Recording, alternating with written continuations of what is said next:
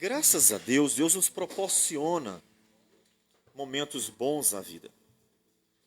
Nós encontramos dias ensolarados, bonitos, e são momentos bons nos quais nós devemos nos regozijar na presença do Senhor.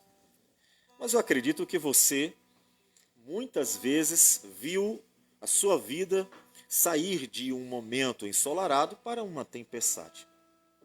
Isso nos perturba às vezes. E perturba tanto que nós, por exemplo, vamos encontrar Asaf no Salmo 73, dizendo que não entendia por que aqueles momentos tão difíceis da vida, ele que era um servo do Senhor.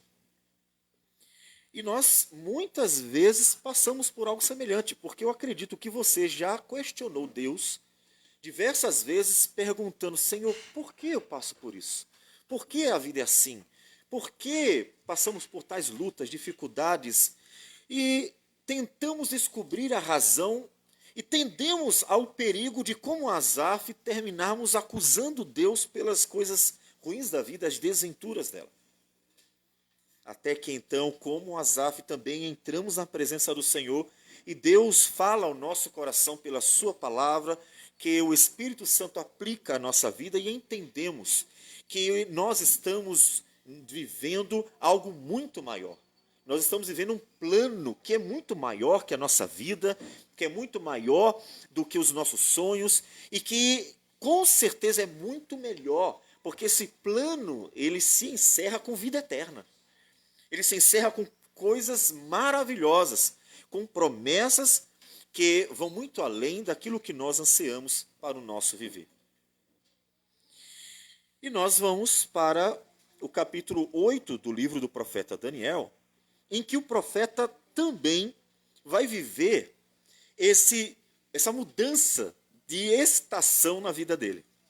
Ele estava bem, ele estava tranquilo, ele estava vivendo no 3º ano do reinado de Belsazar, portanto, muito antes da queda dele, como ele vai nos contar no capítulo de número 5, e ele estava tranquilo. A ideia é que o profeta Daniel, durante o período de Nabucodonosor, Belsazar, depois com os Medo-Persas, temos o Dario, ele viveu relativa tranquilidade, com exceção daqueles momentos em que os inimigos tentaram não só tirar ele dos privilégios do seu serviço, mas mataram mesmo, destruíram mesmo.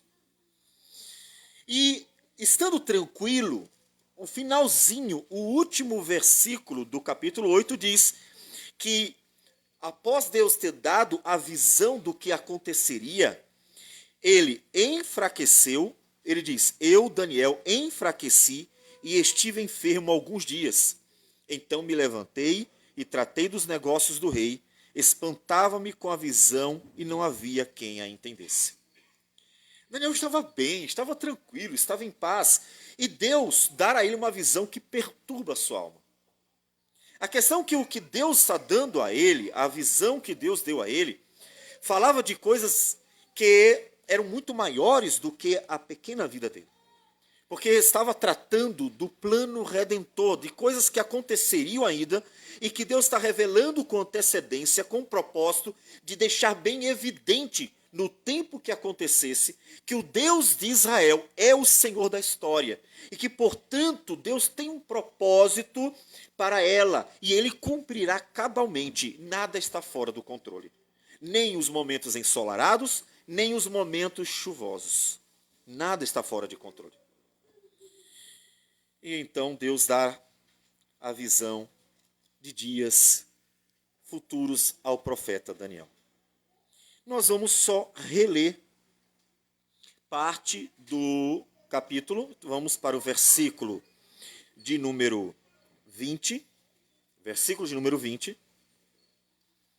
que diz o seguinte: aquele carneiro com os 2 chifres que viste são os reis da Média e da Pérsia.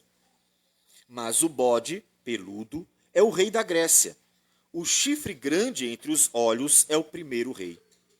O ter sido quebrado, levantando-se 4 em lugar dele, significa que 4 reinos se levantarão deste povo, mas não com força igual à que ele tinha. Mas, no fim do seu reinado, quando os prevaricadores acabarem, levantar-se-á um rei, de feroz catadura e especialista em intrigas. Grande é o seu poder, mas não por sua própria força. Causará estupendas destruições, prosperará e fará o que lhe aprouver. Destruirá os poderosos e o povo santo. Vamos orar. Senhor Deus amado, que o Senhor nos edifique pela tua palavra. Que o teu Santo Espírito fale ao nosso coração, porque nós também precisamos ouvir a tua palavra para sermos fortalecidos, para sermos edificados, para sermos confortados, para sermos também exortados, a fim de vivermos em nossos dias, tanto com uma esperança firme nas promessas do Senhor, quanto de forma santa e agradável ao Senhor. Abençoe a tua igreja, para que ela cresça na tua palavra e seja um instrumento de bênção para tantas vidas nesta cidade. E onde o Senhor quiser que a tua palavra alcance. Que o Senhor receba a nossa oração e nos abençoe em nome do Senhor Jesus. Amém, Senhor. Amém. O capítulo 8, ele já começa dizendo que ele teve uma visão depois daquela que ele tivera antes. Portanto, a visão que ele teve é uma sequência. Observe que o livro do profeta Daniel, ele mais de uma vez vai tratar de coisas que vão acontecer. Isso relacionado ao profeta Daniel. Ele não está tratando do nosso futuro. O profeta Daniel está dizendo de coisas que vão acontecer em 2050. Não. Lembre-se que a referência temporal é o profeta. Ele está falando de futuro em relação ao profeta. Portanto, o futuro depois daqueles dias. Depois do tempo dele, ali por volta de 550. Então, o que acontece? Ele não está recebendo pela primeira vez revelação sobre o que iria acontecer. E nós precisamos recuar um pouco, não é? Nós precisamos recuar um pouco para o capítulo 2, quando Deus começa a revelar o futuro que diz respeito a um período que a gente chama de período interbíblico, que é o período após o livro de Malaquias e entre esse livro e o primeiro livro do Novo Testamento, que é o livro de Mateus. É um período de aproximadamente 400 anos em que não há nenhuma escritura. Só que veja que coisa interessante, não houve escritura entre Malaquias e Mateus, nenhuma. Ele é o último livro do Antigo, Malaquias. Mateus é o primeiro livro do Novo Testamento e entendemos literalmente como o primeiro autor dos evangelhos, não Marcos, como a crítica textual aborda às vezes, mas Mateus, que tendo sido, conforme a tradição, o secretário, do colegiado apostólico que seguiu o Senhor Jesus durante os seus 3 anos de ministério. Então, nesse período, não tivemos nenhum profeta. Todavia, observe que Deus preencheu a lacuna de não chamar profetas, revelando antecipadamente que tudo o que aconteceria na história estava debaixo do controle de Deus. Olhe como isso é importante para aplicarmos a nossa vida. Hoje, nós não temos uma revelação nova da Escritura, porque Deus a concluiu com Apocalipse. Mas Deus, desde o princípio, nos revelou tudo o que era necessário para vivermos os nossos dias. E, inclusive, nos revelou vários acontecimentos que se dariam no período dos 2000 anos depois, portanto, do Senhor Jesus. O que isso significa? Que Deus nos deu a palavra que precisaríamos para conseguir viver tanto sendo exortados quanto confortados. Ou seja, observe que não é preciso se levantar um profeta novo para que a gente tenha uma palavra de Deus e então consiga viver uma vida para Deus. A gente precisa confiar que o Deus que revelou a sua palavra nos revelou para vivermos por meio dela.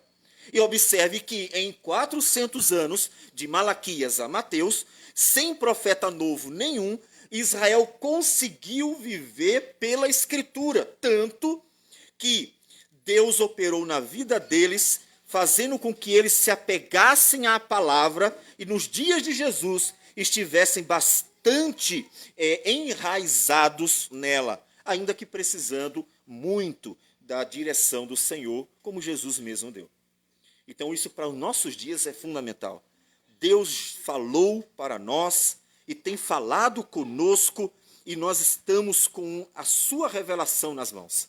Veja que Deus se preocupou com tudo. Você pode dizer, o que eu faço quando estiver triste, e quando estiver alegre, quando estiver com problema, e quando estiver causando problema? O que eu faço quando aparecerem dificuldades financeiras, problemas de saúde, e quando eu precisar tomar uma decisão? O que eu faço nas mais diversas situações da vida?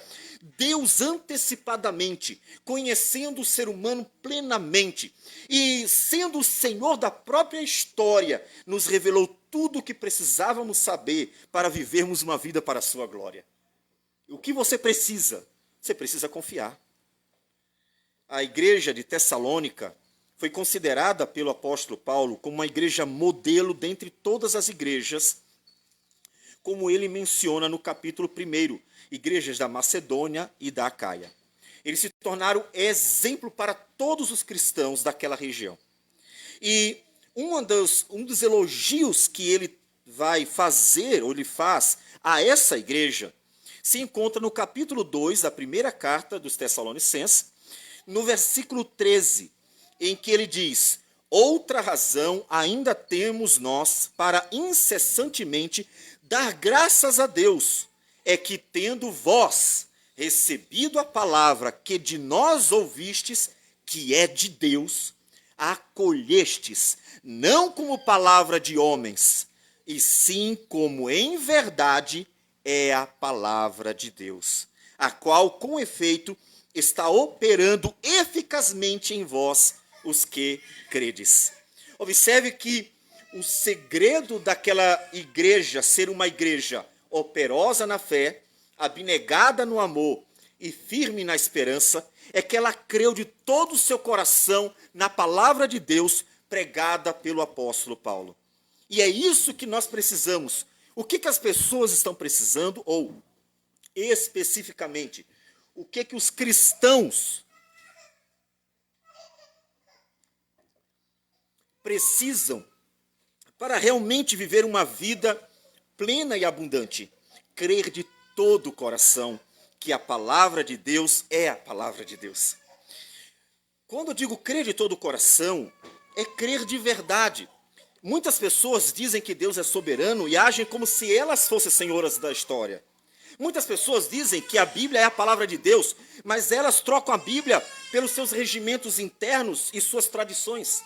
Muitas pessoas afirmam essas coisas, mas agem contrário a elas. Portanto, observe que não é apenas afirmar com a boca que crê que a Bíblia é a palavra de Deus. É crer no coração de tal modo que quando você se achegar à Escritura, venha a se achegar como quem realmente está ouvindo o próprio Deus falar. O próprio Deus falar. E Deus falou naquele período para dias futuros, para que o povo de Deus tivesse conforto suficiente para viver os dias em que Deus não levantaria profeta algum. E como nós falamos, no capítulo 2, o profeta Daniel nos conta sobre o sonho de Nabucodonosor. Esse é o primeiro momento em que Deus revela sobre esses dias que nós mencionamos, o período interbíblico. A revelação que aparece no sonho é de uma estátua, vocês bem sabem, nós já vimos, por sinal, em que essa estátua, ela possui nas suas partes, né, cabeça, tronco, as pernas e assim por diante, ela possui metais diferentes que representavam reinos diferentes. E nós vimos como, tendo em vista a própria interpretação que é dada ao profeta, A cabeça era o próprio Nabucodonosor, o Império Babilônico. E dali ele diz que outros impérios iriam aparecer. E, obviamente, como hoje conhecemos bem a história, nós temos o Império Babilônico, a cabeça, e o Medo-Persa, depois o grego, depois nós temos aquele conjunto de reinos que decorreu do grego, e por fim o Império Romano. Esse é o primeiro momento em que Deus diz: eu sou Senhor da história e eu mesmo estou à frente de tudo isso. Portanto, observe que Deus, ele não apenas acompanha a nossa história. A gente tende a tratar Deus como se Deus estivesse apenas assistindo a gente. A gente tende a tratar Deus como se Deus estivesse olhando para a sua vida e aí acompanhando. Ele acertou. Ele errou.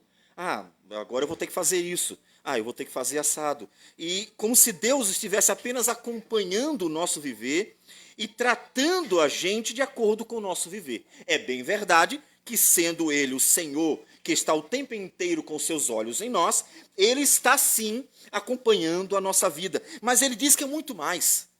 Ele diz que antes que as coisas aconteçam, Ele já menciona. E quem é que pode dizer aquilo que vai acontecer se ele não tiver o poder para garantir isso? Percebe? Se Deus dissesse que amanhã vai chover, é porque ele tem que ter poder para fazer chover amanhã. Se ele disser que depois de amanhã vai fazer sol, ele tem que ter poder para garantir que o sol apareça. As coisas não podem acontecer por casualidade. Elas não podem acontecer ao seu bel prazer. Porque se as coisas acontecerem apenas por casualidade, como Deus pode garantir o futuro? Então Deus diz assim: vai ser assim, porque eu tenho poder para garantir que tudo aconteça como eu disse que vai acontecer. Portanto, Deus não está dizendo, eu sei o futuro, Ele está dizendo, eu sou soberano da história, eu sou Senhor de tudo, eu tenho poder sobre tudo. E isso é demasiadamente confortador para aqueles que creem no Senhor e sabem de seu amor e confiam na sua salvação e olham para a sua graça manifesta em Cristo Jesus na cruz do Calvário, porque significa que em todo o tempo a nossa vida está segura. Nós podemos ver isso em Atos capítulo 4. Atos capítulo 4, a oração da igreja, que tem primeira expressão de perseguição contra ela. E então, quando o apóstolo Pedro, ele chega junto dos irmãos, depois de ter sido maltratado durante o momento de interrogatório do Sinédrio, ou seja, da liderança judaica, ele se achega à igreja, Atos 4, e então eles vão orar.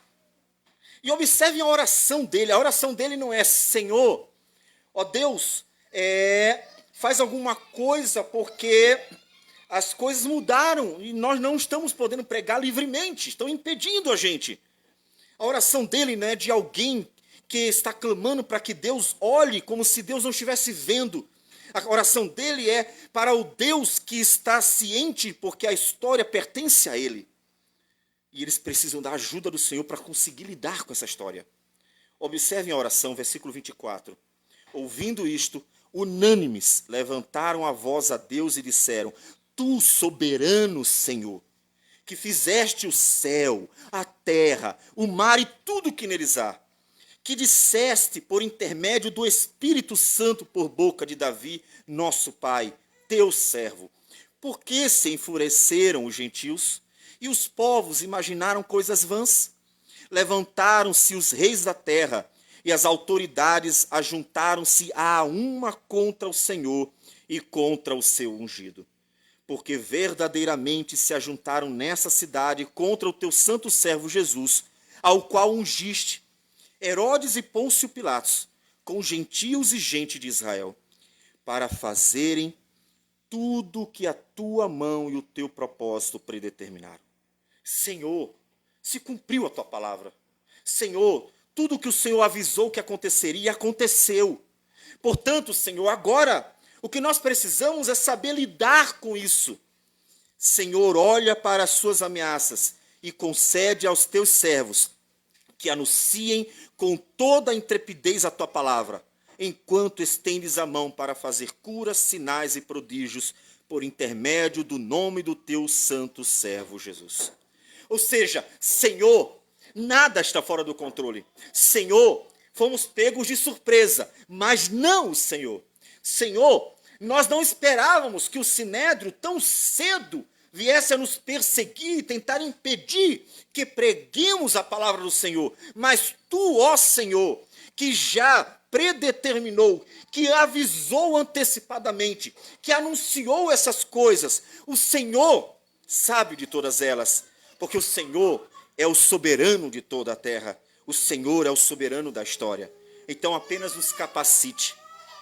Observe, portanto, que o que Deus requer da igreja, quando Ele revela aquilo que vai acontecer, é que ela saiba lidar com o que vai acontecer.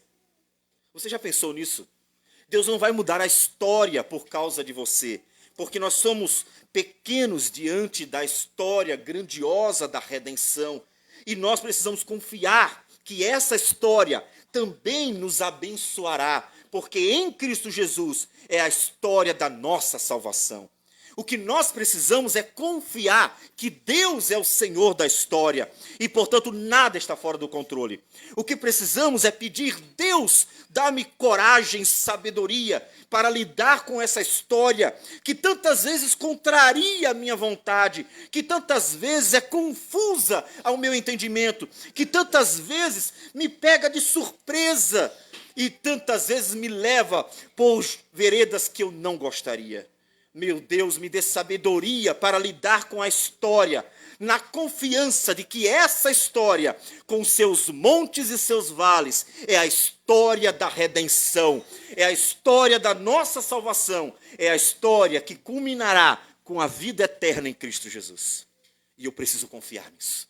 E eu preciso buscar graça para lidar com isso. Você já pensou nisso? Muitas vezes nós queremos que Deus mude nossa história. Muitas vezes nós queremos que Deus mude tudo por causa de nós. Por que isso? Porque nós estamos acostumados com o antropocentrismo do humanismo que desde a Renascença foi sendo restaurado na consciência do mundo, principalmente ocidental.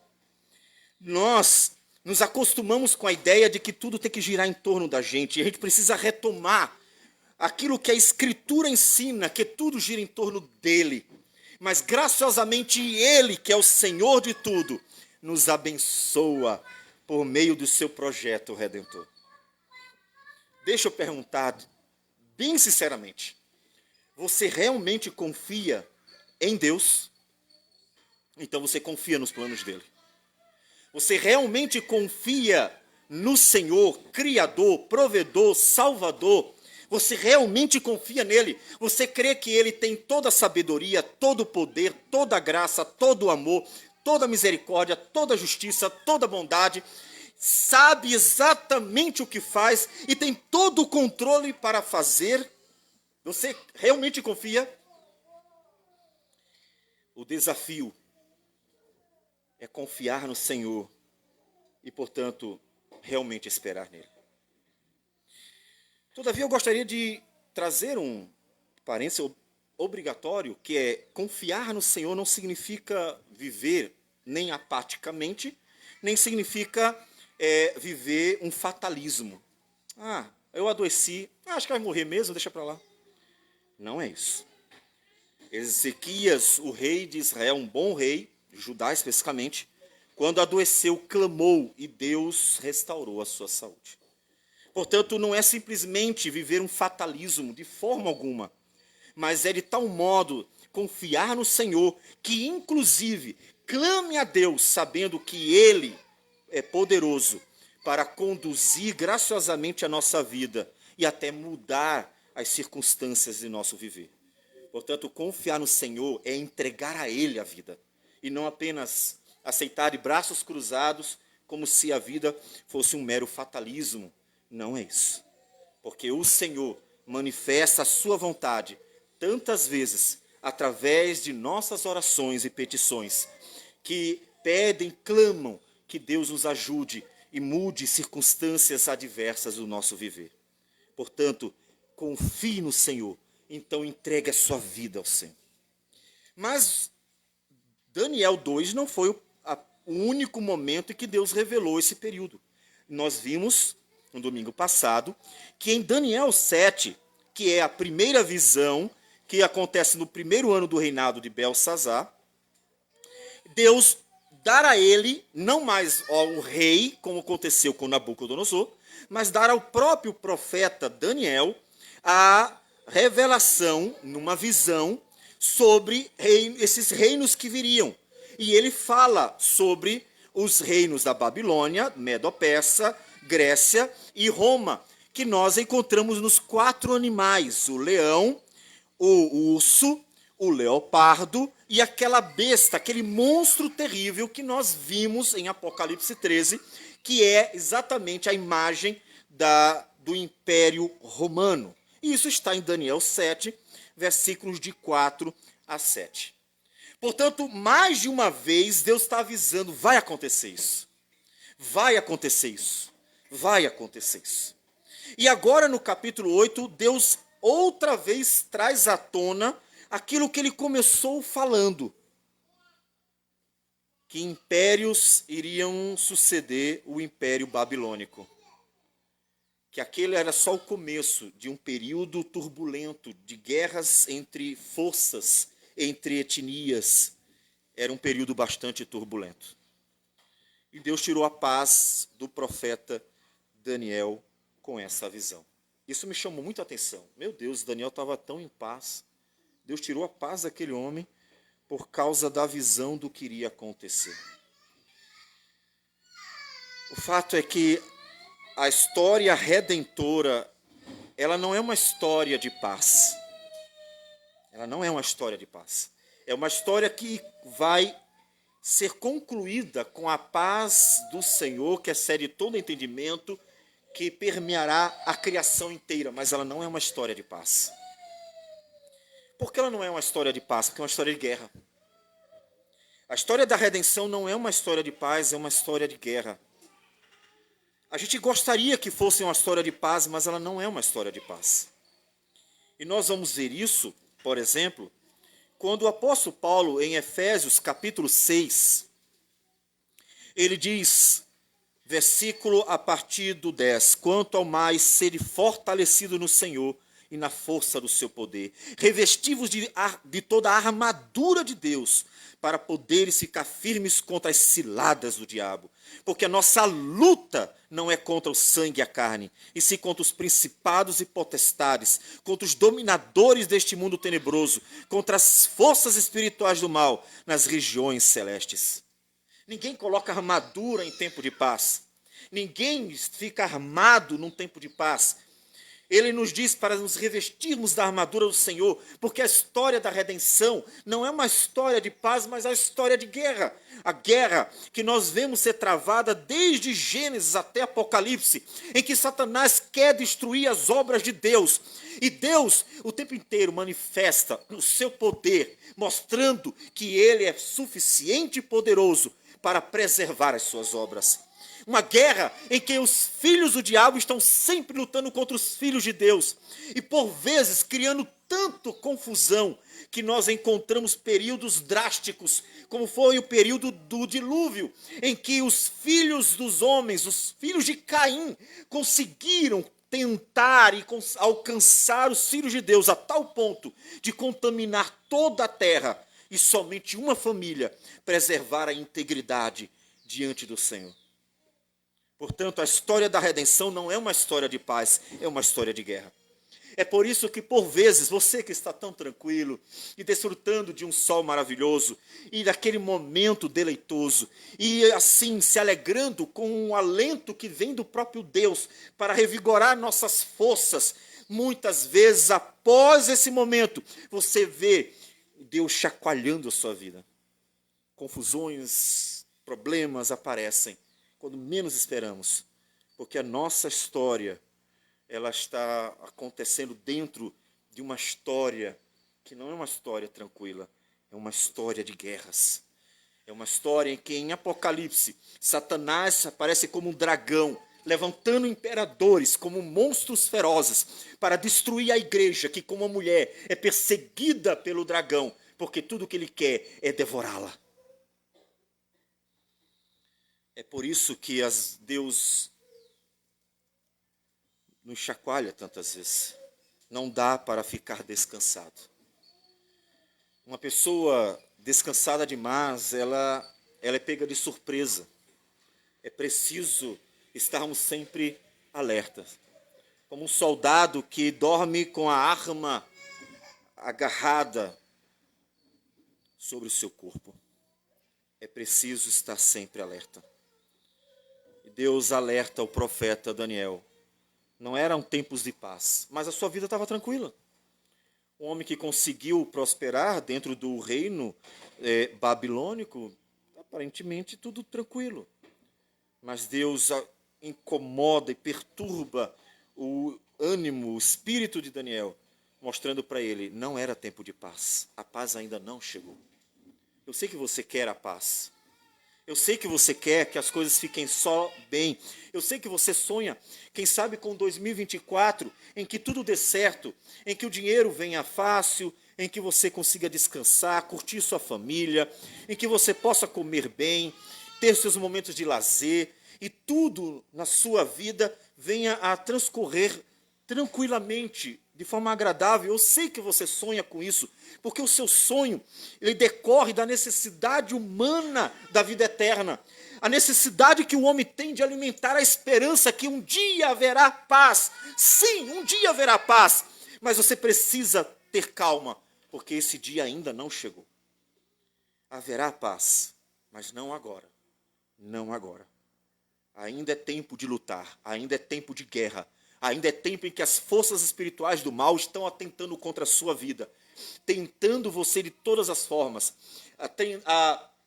atrapalhando o seu viver de todas as formas. E isso tanto apresentando, oferecendo coisas atraentes, quanto problemas que vão desanimar a sua vida, que vão fazer você desistir da fé. Como nós encontramos em Mateus 13, na parábola do semeador, em que Jesus diz que quando a semente é lançada, tanto momentos tentadores quanto momentos perturbadores vêm sobre aqueles que vão receber a palavra. E todos os dois têm o propósito de destruir a fé, de impedir que a semente venha a brotar e produzir frutos. E é preciso, portanto, estar muito bem enraizado. Então lembre-se, Deus nos dá momentos bons e aproveite. Lembre-se do peregrino que em sua jornada encontra lugares de repouso, construídos pelo próprio Senhor da terra, para trazer alento à alma dos viajantes. E é assim que Deus nos trata, nos dando momentos agradáveis na vida, para que nós, que estamos tantas vezes cansados da luta contra o império das trevas, então nós consigamos revigorar as nossas forças para continuar a nossa jornada nesta batalha. Aproveite, porque os momentos de alento são grande bênção para a alma daqueles que estão lutando bravamente. Mas também não esqueça de que a luta ainda não acabou. E, portanto, quando você se deparar com as tentações do mundo, ou com os momentos turbulentos que perturbam sua alma, lembre-se que eles são sinais de que ainda estamos em guerra e que, portanto, precisamos perseverar nessa batalha. Assim Daniel é chacoalhado. Não era tempo de paz, Daniel, não era tempo de paz. Era tempo de guerra ainda, porque a paz ainda não chegou. E ele revela o que aconteceria. Basicamente, nós podemos dizer que é uma repetição do período e dos acontecimentos, com detalhes novos. Mas ele está falando dos impérios que se seguiriam, das confusões relacionadas a essas brigas imperiais e de como esses impérios teriam alguma relação com o povo de Deus. Não eram só brigas entre etnias, entre exércitos, mas como eles tinham alguma relação com o povo de Deus. Como eles tinham alguma relação. E nesse capítulo, ele destaca 2 impérios, mais um terceiro, que vai se relacionar mais diretamente com o fim. O fim, como ele fala, é o tempo do fim. E aí, nesse momento, você pode dizer, tá vendo, pastor? Ele disse que era o tempo do fim. Então, está se referindo à volta de Jesus. Calma. Lembre-se que ele está falando, ou foi revelado para o profeta Daniel. E o profeta Daniel está vivendo antes de Cristo, ele é um judeu, e que, portanto, o fim não necessariamente está se relacionando ao fim de todas as coisas, ao fim que nós aguardamos, mas ao fim do próprio judaísmo. Porque o Senhor Jesus também se referiu ao fim do período dos judeus. Nós podemos ver isso em Lucas, Mateus também, Mateus 24, Marcos também fala, mas especificamente vamos ler o texto de Lucas, capítulo 21, que diz assim, a partir do versículo 20: Quando, porém, virdes Jerusalém sitiada de exércitos, sabei que está próxima a sua devastação. Em outras palavras, seu fim. Então os que estiverem na Judéia fujam para os montes, os que se encontram dentro da cidade retirem-se, e os que estiverem nos campos não entrem nela, porque estes dias são de vingança, para se cumprir tudo o que está escrito. Ai das que estiverem grávidas e das que amamentarem naqueles dias, porque haverá grande aflição na terra e ira contra este povo. Que povo? Os judeus. Os judeus. Ele disse que era o fim de Jerusalém. Cairão a fio de espada e serão levados cativos para todas as nações, até que o tempo dos gentios se completem. Jerusalém será pisada por eles. O Senhor está revelando para o profeta Daniel o fim da era judaica, que culminaria, o fim que iria se destacar pela queda de Jerusalém, que Jesus disse acerca do templo, não ficaria pedra sobre pedra. Mas, para chegar nesse fim, ele fala que impérios viriam. E esses impérios, inclusive, sempre estariam relacionados ao povo judeu de alguma forma. Observem que o primeiro império que ele menciona aqui, ele está vivendo o Império Babilônico, é o Império Medo-Persa, versículo 20 que nós lemos.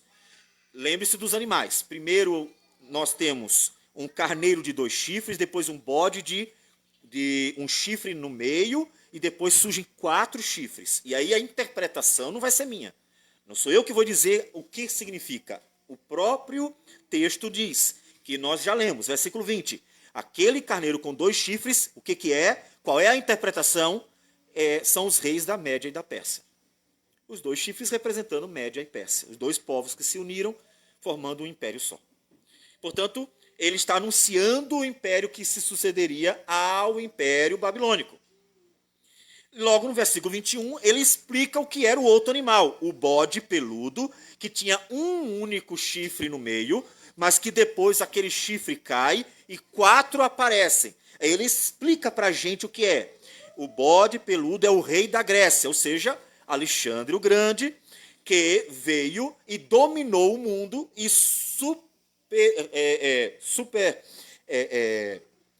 abundou em poder a Média Pérsia. Ou seja, ele superou o Império Medo-Persa e conseguiu, então, ser o império no lugar deles. E foi o Império Grego, que nós temos nesse período também, período chamado de interbíblico. E o chifre grande é o primeiro rei.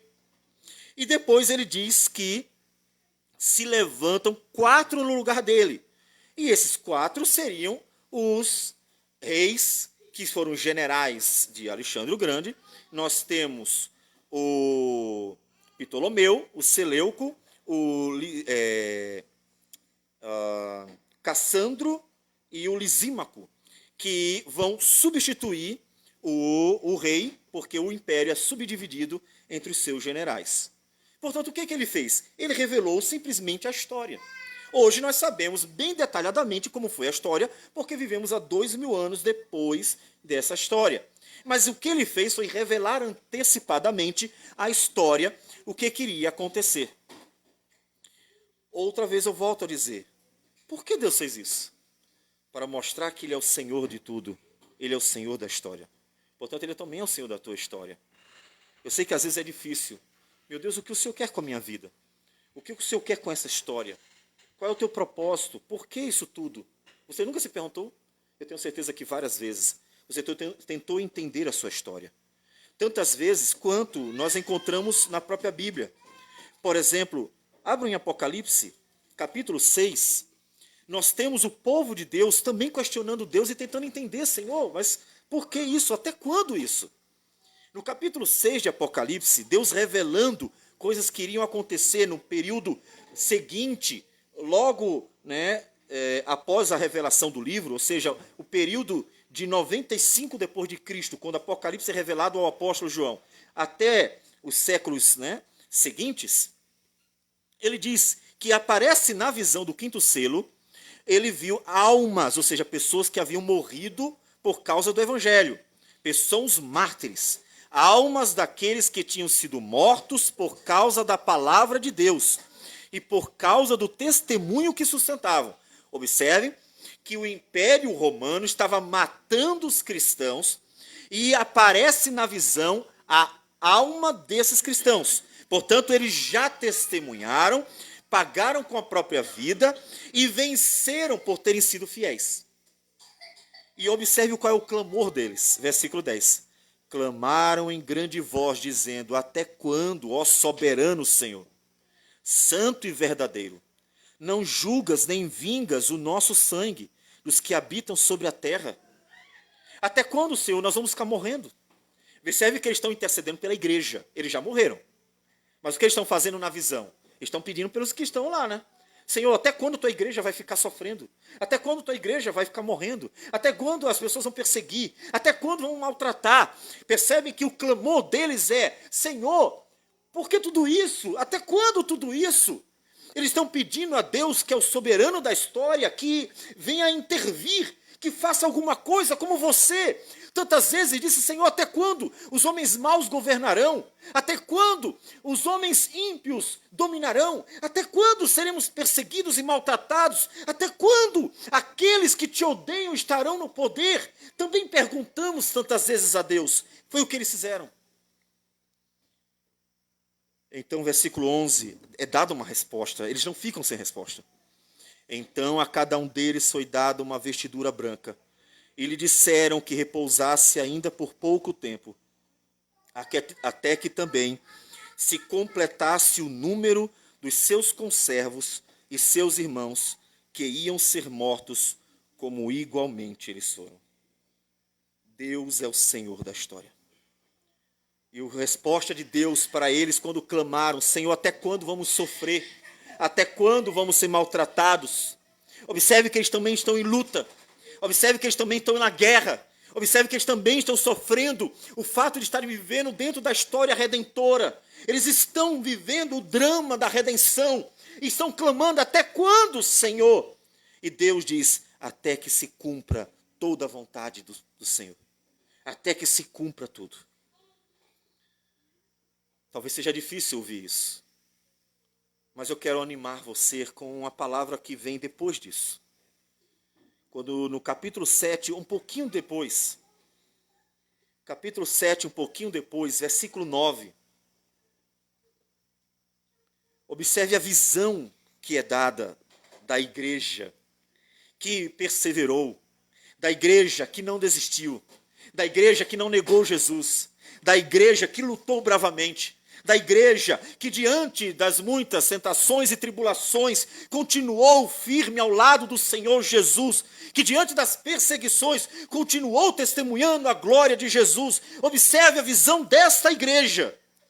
Depois destas coisas, versículo 9 do capítulo 7, vi e eis grande multidão que ninguém podia enumerar, de todas as nações, tribos, povos e línguas, em pé diante do trono e diante do Cordeiro, vestidos de vestiduras brancas.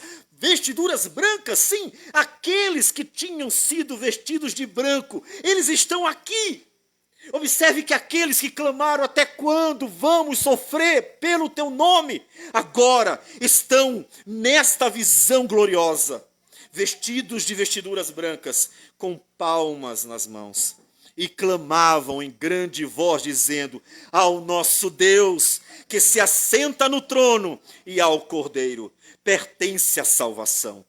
Todos os anjos estavam de pé, rodeando o trono, os anciãos e os 4 seres viventes, e ante o trono se prostraram sobre o seu rosto e adoraram a Deus, dizendo: amém, o louvor e a glória e a sabedoria, e as ações de graças, e a honra e o poder, e a força sejam ao nosso Deus, pelos séculos dos séculos, amém.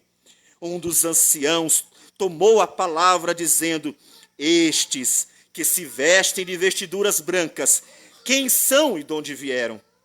Respondi-lhe: meu Senhor, tu o sabes.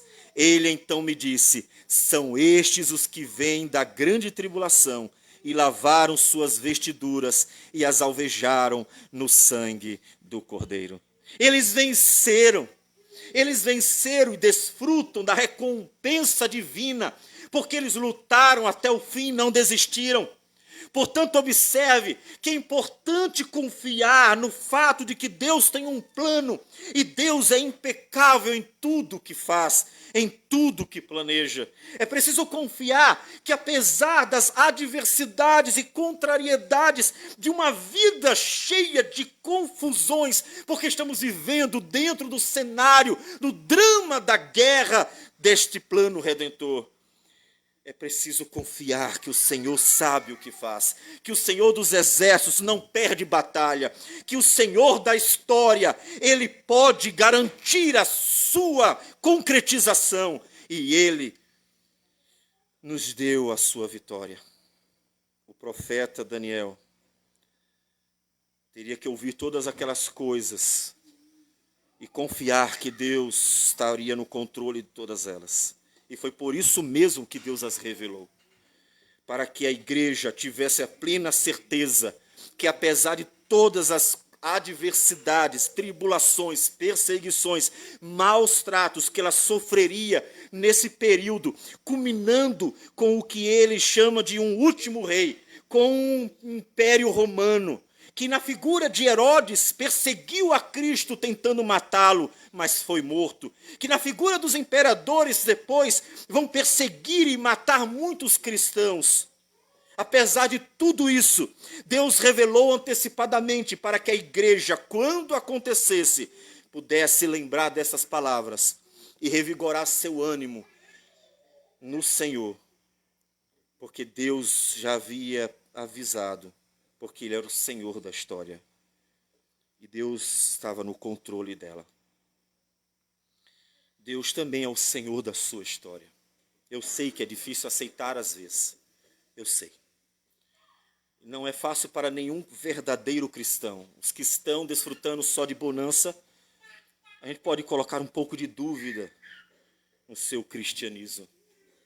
Porque aos cristãos cabe a luta, a guerra. Então, eu sei que é difícil, mas você precisa confiar no Senhor. Eu sei que perturba a sua alma quando o profeta recebeu a visão do que aconteceria e de tudo que haveria de suceder ao povo de Deus, mas Deus estaria no controle e traria vitória e mataria e destruiria os inimigos do seu povo. Depois que ele recebe essa revelação, ele diz: eu enfraqueci. E estive enfermo alguns dias. Homens de Deus também adoecem. Então me levantei, mas perturbado, com toda a revelação do que ainda haveria de acontecer. Perturba a nossa alma às vezes, ver que a história ela é tão turbulenta. Mas você encontrará paz para a sua alma, se você confiar a sua vida ao Senhor. E eu gostaria de então trazer por fim o que diz o apóstolo Paulo em Filipenses capítulo 4, um versículo que você conhece muito bem, a partir do versículo 6. Ele diz o seguinte: não andeis ansiosos de coisa alguma. Diante de tudo que acontece ao seu derredor, de tantas lutas, tribulações, angústias, perseguições, maus tratos, dificuldades, diante de tudo isso, não andeis ansiosos de coisa alguma. Em tudo, e é tudo mesmo, em tudo na sua vida, não é apenas quando é uma coisa simples, não é apenas quando diz respeito a coisas boas, não é apenas sobre problemas solucionáveis, não é apenas em alguns momentos da sua vida, mas tudo, tudo de verdade. Tudo, tanto pequeno quanto grande, tanto fácil quanto difícil, tudo, porém, em tudo sejam conhecidas diante de Deus as vossas petições. Perceba que ele não diz aceitem calado, aceitem quieto, senta no sofá, assiste a tua vida com controle apenas para passar o canal. Mas ore ao Senhor. O que ele diz é clame ao Senhor. O que ele diz é o Senhor da história. Portanto, é aquele que pode dar graça a você no discurso da sua história. É aquele que pode solucionar seus problemas, é aquele que tem uma direção certa para a sua vida, é aquele que pode confortar a sua alma, é aquele que pode dar sabedoria para viver, é aquele que pode dar força para lutar. Então clame ao Senhor, não simplesmente assista a sua vida, clame ao Senhor, porque Ele é o Senhor da história. Deus jamais nos ensinou um fatalismo.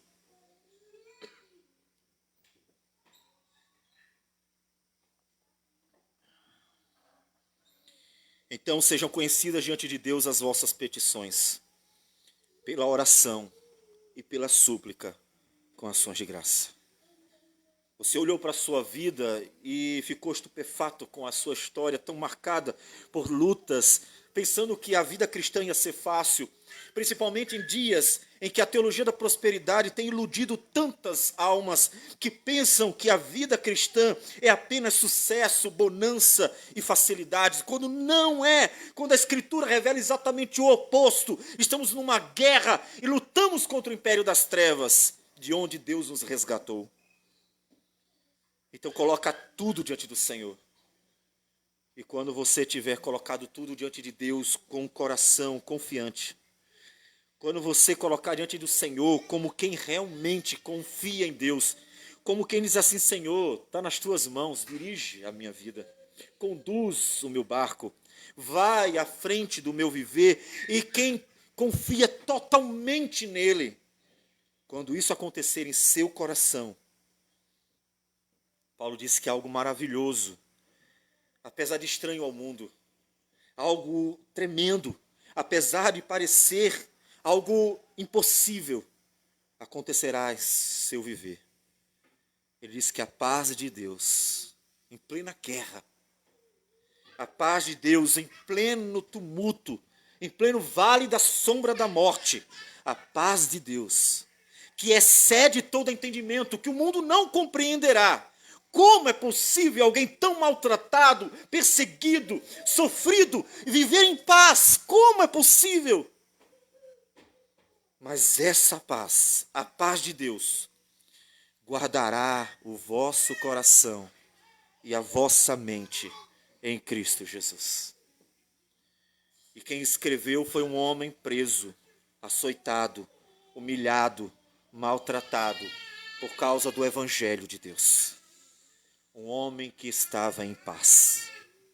Um homem que, apesar de todas as lutas que enfrentou, apesar da imensa guerra em que ele estava inserido, estava em paz. Porque a paz de Deus estava guardando o coração e a mente dele em Cristo Jesus. Portanto, meus amados, descansem no Senhor. Não é fácil, eu sei. É difícil, mas não é impossível. Porque tudo o que precisamos é entregar a vida nas mãos dele. Tudo o que precisamos é confiar o viver a ele. e deixar que Ele nos conduza. Afinal, como diz o profeta Isaías, Ele trabalha para aqueles que esperam nele.